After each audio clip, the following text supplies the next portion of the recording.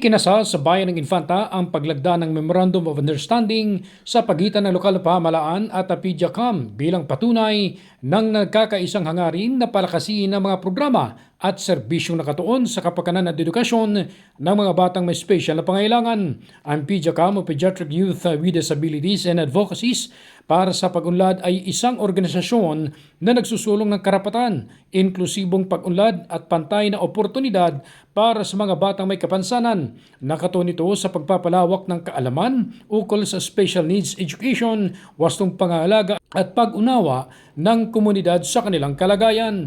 Sa pamamagitan ng pagkipag-unayan sa mga lokal na pamahalaan, paaralan at iba't ibang sektor, aktibong itinutulak ng PIDIACAM ang mga programang tumutugon sa physical, emotional at akademikong pangailangan ng mga batang may kapansanan na layuning tiyaking walang batang maiiwan sa proseso ng pagkatuto at pag-unlad.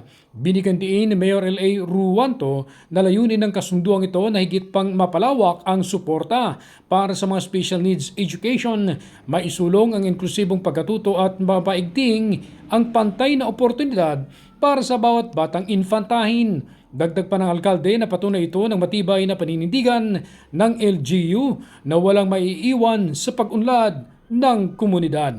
Ronda Balita mula sa lalawigan ng Quezon. Ako si Che Arnarit, naghahatid ng mahalagang impormasyon at balitang totoo. Ito ang Ronda Balita Probinsya.